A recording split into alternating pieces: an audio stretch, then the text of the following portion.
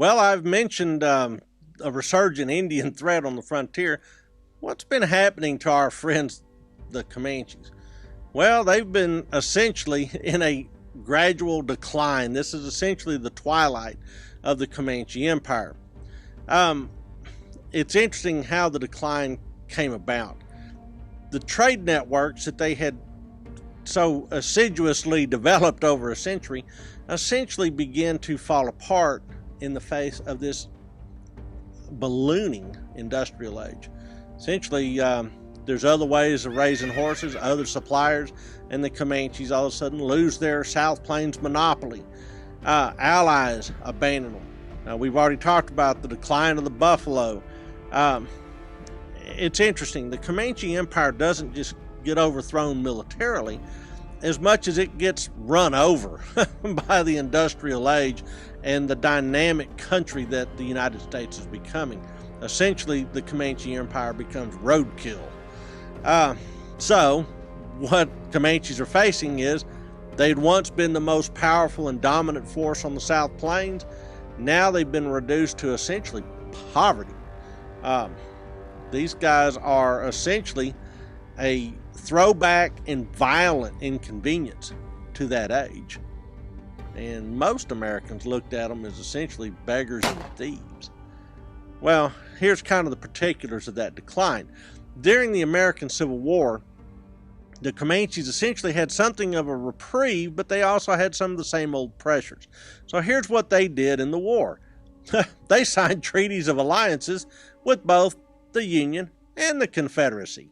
And both of these treaties allowed for presents and rations to be gathered into the Comanches. So the Comanches are actually kind of banking on all this. It's working out well. Texans, who used to be their implacable foes, are distracted by the war.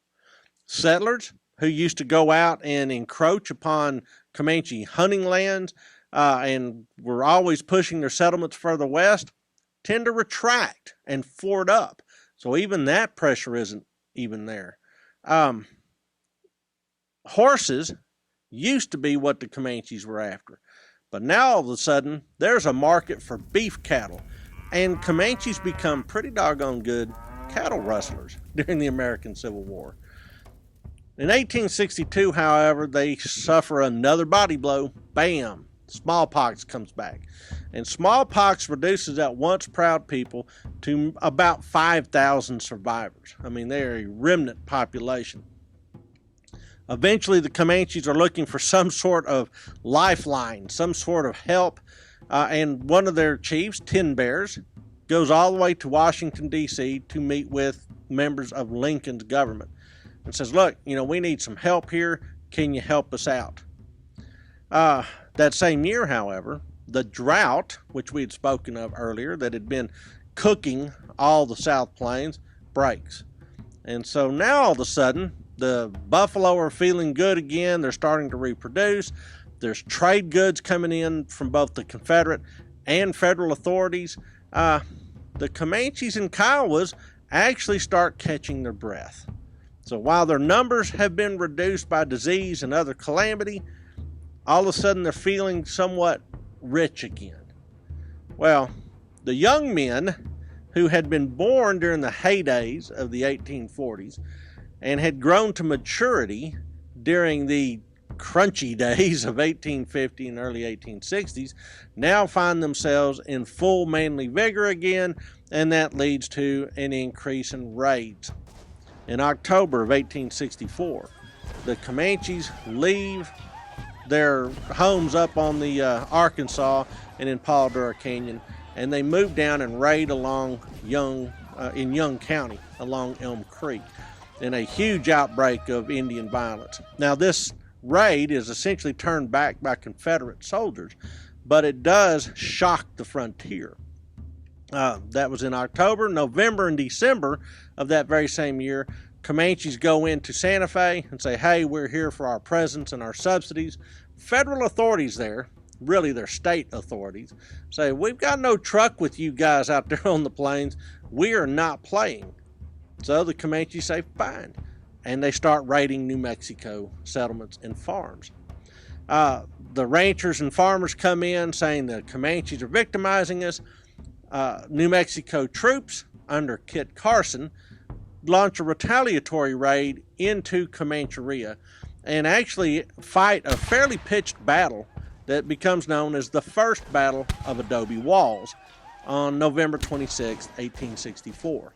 The battlefield is right there on the south side of the Canadian River at an old adobe ruin. This is an old trading post known as Adobe Walls.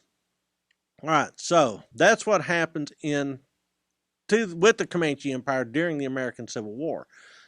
But after the Civil War ends, federal authorities return. They go to the Comanches and say, all right, look, why don't we sign a treaty, in this case the 1865 Treaty of the Little Arkansas, and in this treaty, if you guys will accept a reservation, then we will make sure that you guys get a steady subsidy and are protected. And you can also pursue your old way of life of buffalo hunting and living on the plains. The reservation proposed was essentially the entire western half of present-day Oklahoma and the entire Texas Panhandle. Well, if you take a look at that, that's essentially the old Comanche heartland. That is the heartland of Comancheria. So the Comanches are thinking to themselves, all right, we can probably do this. And they're feeling pretty good about this kind of reservation. The federal authorities also are happy that this removes the Comanches away from the New Mexico frontier. And by and large, they don't much care what Texas thinks, because it's a defeated Confederate state.